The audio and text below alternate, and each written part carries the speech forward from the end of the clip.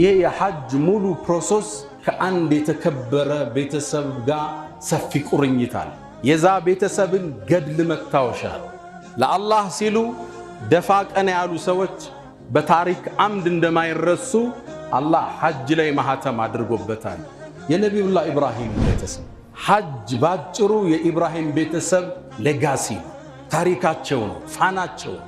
ሐጅ ላይ ሄዶ ኢብራሂምን ከነቤተሰቡ ለማስታወስ አይችልም። ነቢዩላህ ኢብራሂም ራሳቸውን ለአላህ የሰጡ ኢዝ ጃአ ረበሁ ቢቀልብን ሰሊም ውስጡን ንጹህ አድርጎ ወደ አላህ ያቀና የአላህ ተወዳጅ ባሪያ አላህ አርሰለላሁ ጅብሪል ላከ።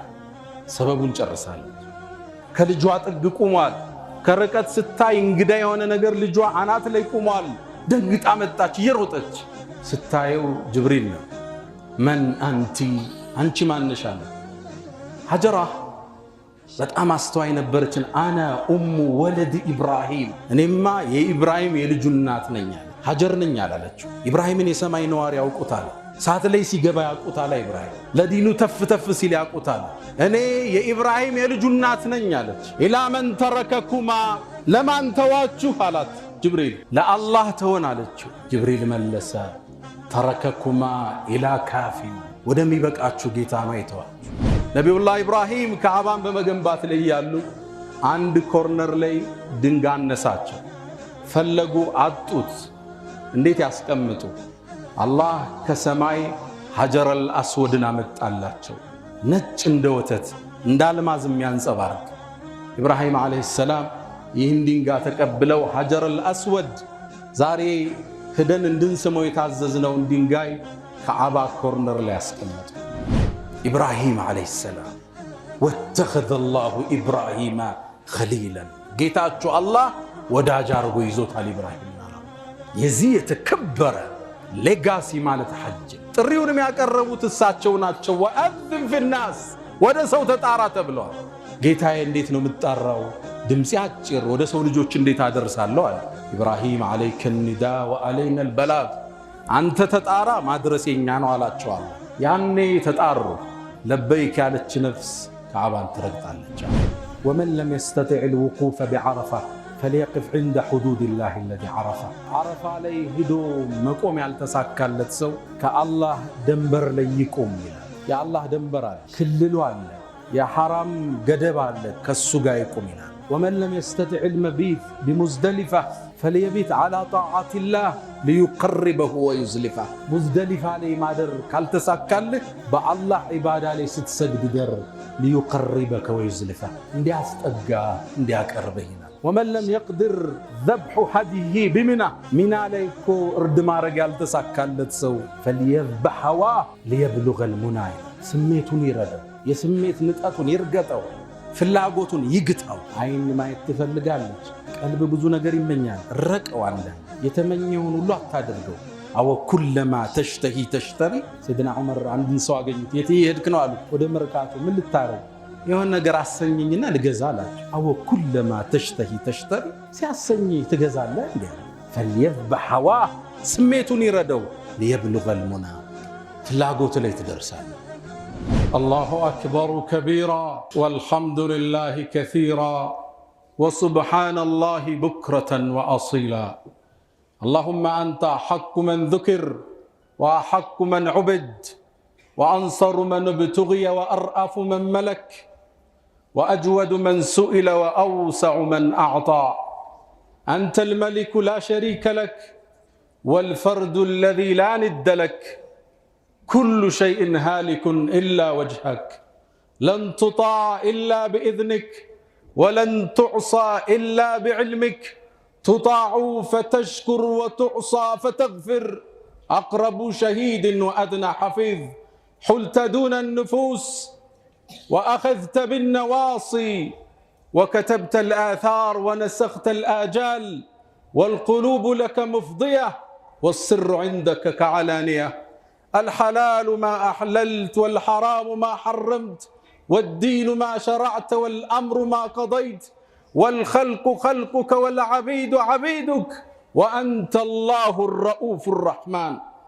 ناداك قلبي خاشعا ولساني يا عالما بالسر والإعلان فرج كروب المسلمين جميعهم واحفظ علينا نعمة الإيمان يا من إذا وقف المسيء ببابه ستر القبيح وجاد بالغفران تعفو الملوك عن النزيل بحيهم كيف النزيل بساحة الرحمن صلاة وسلاما على أفضل من صام وقام وهلل وكبر في مشاعر الحرام وعلى آله الطيبين الطاهرين وعلى صحابته الغر الميامين وعلى من سار على منوالهم وحج واعتمر بيت الله الحرام إلى يوم الدين روح الفداء لمن أخلاقه شهدت بأنه خير مبعوث من البشر عمت فضائله كل البلاد كما عم البرية ضوء الشمس والقمر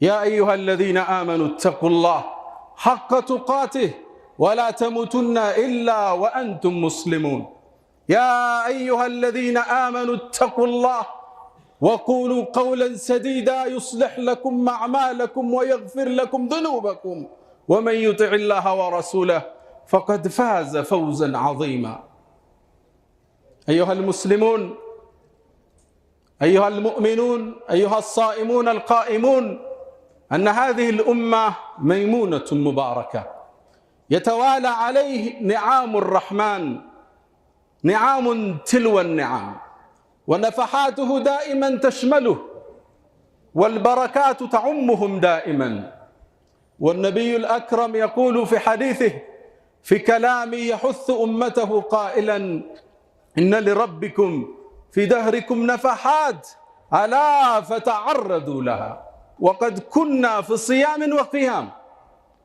الآن أقبل إلينا شهر كريم وموسم عظيم ألا وهو ركن من أركان الإسلام حج بيت الله الحرام الحج أشهر معلومات الله سبحانه وتعالى أمر خليله أن ينادي بالناس ليزوروا هذا البيت الكريم وقال جل شأنه وأذن في الناس بالحج يأتوك رجالا وعلى كل ضامر يأتين من كل فج عميق والعجيب كل شعائر الحج تتعلق بأسرة الكريمة بعسرة نبي الله إبراهيم الخليل وإن شئت الصلاة خلف المقام قال جل شأنه واتخذوا من مقام إبراهيم مصلى وإن شئت الكعبة وبناءه قال تعالى وإذ يرفع إبراهيم قواعد من البيت وإسماعيل ربنا تقبل منا إنك أنت السميع العليم وتب علينا إنك أنت التواب الرحيم وإن شئت الأضحية تجد قول الله تعالى وفديناه بذبح عظيم وإن شئت السعي بين الصفا والمروة إن الصفا والمروة من شعائر الله فذاك حركات وسعي هاجر زوجة إبراهيم الخليل هناك زمزم وإن شئت رمي الجمرات فذلك أفعال كل أسرة إبراهيم الخليل وأرنا مناسكنا كل أعمال الحج تتعلق بذكريات بيت كريم ونبي محترم خليل لبيك اللهم لبيك لبيك لا شريك لك لبيك إن الحمد والنعمة لك والملك لا شريك لك تعالوا بنا اليوم نسبح في ذكريات بيت الخليل نستخرج منها العبر والعظات ود مؤمنان كفيت لفيتاتشن تلك وريقت منال بميعمر صومنا صلاة وسط رمضان الناس علفنا الله بليلا ጸጋ ይሄን ኡማ ደግሞ ውለታውን አስከተለለት ሐጅ በሚባለው ትልቁ ጸጋ ከዒባዳዎች ሁሉ ስትቋጨው ትልቅ ሽልማት ያለው ሐጅ ነው من ሐጅ አደረገ ሳያምጽ ሳይዋሽ መጥፎ ነገር ሳይሰራ ከየውሚ ወለደትኩ ኡሙ እናቱ እንደወለደችው ልጅ ሕፃን ሆኖ ይመለሳል የተባለለት ሐጅ ከፊት ለፊታችን ተሰይሟል። የአላህን ቤት ከሚዘይሩት አላህ ያድርገን። ሐጅን በየዓመታት ከሚደግሙት አላህ ያድርገን። ሐጅ ለአንድ ሙስሊም በእድሜ ልክ ውስጥ ቢያንስ አንዴ ማድረግ ግዴታ የሆነበት አምልኮ ሐጅ ይባላል።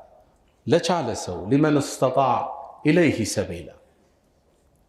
ይሄ ትልቁ የእስልምና ምሰሶ ከፊት ለፊታችን አለ።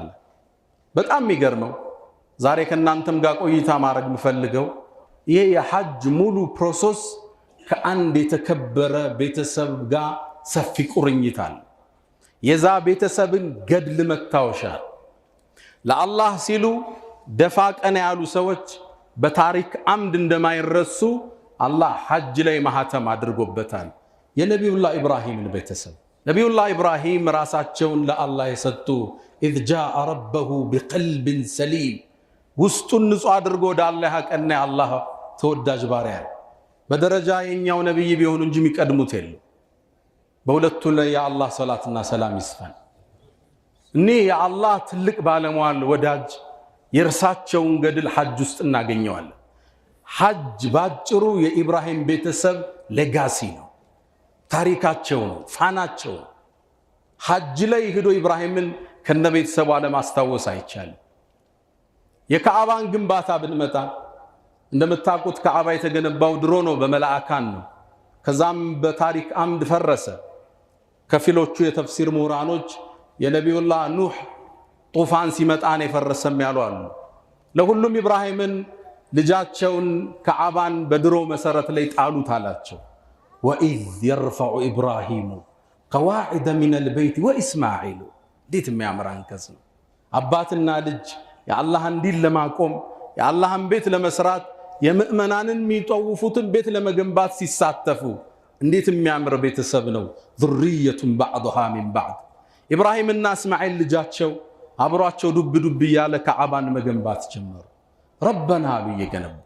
ተቀበል ምና ተቀበለን፣ እነከ አንተ ሰሚዑል ዓሊም፣ አንተ ሰሚውና አዋቂው ነህ። እጅ የሚዘረጋው ወደ አላህ ብቻ፣ ወደ ምድር ሆሪዞንታል አይዘረጋም፣ ቨርቲካል ብቻ አላህ ዘንድ ነው እጅ የሚነሳው። ቁርአን ውስጥ ከረበና ውጭ ጥሪ አታገኙ። አንድ አንቀጽ አምጦ ረበና ከሚለው ውጭ ነቢያቶች ሁሉ እጅ ያነሱት ለዓለማት ጌታ ረበና ተቀበል ሚና ተቀበለን፣ ነከ አንተ ሰሚዑል ዓሊም ወቱብ ዓለይና። የሰው ልጅ ሲሰራ ያጎሌል በዳዕዋ ጉዞው በኢስላም ኺድማው ወቱብ ዓለይና ማህርታህን ስጠን፣ ኢነከ አንተ ተዋቡ ረሒም።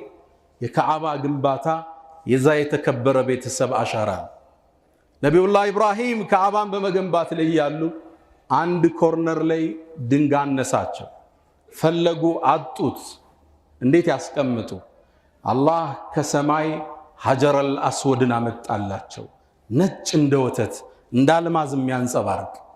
ኢብራሂም ዓለይሂ ሰላም ይህን ድንጋይ ተቀብለው ሐጀረል አስወድ ዛሬ ሄደን እንድንስመው የታዘዝነውን ድንጋይ ካዕባ ኮርነር ላይ ያስቀመጡ። ሐጀረል አስወድ ይላሉ ነቢዩ ዓለይሂ ሰላቱ ወሰላም ከጀነት ሲወርድ አይን የሚወጋ ነጭ ነበር ይላሉ። የአደም ልጅ ወንጀል አጠቆረው ይላል። ይህን ድንጋይ ቦታው ያስቀመጡ ኢብራሂም ናቸው። ወደ ሐጀረል አስወድ ስንጠቁም ካዕባን ስንጠውፍ ኢብራሂምና ልጁን እናስታውሳለን። ልክ ጠዋፍ አድርገን ጨርሰን 2 ረክዓ እንሰግዳለን። መቃም ኢብራሂም የኢብራሂም መቆሚያ የሚባል ቦታ አለ።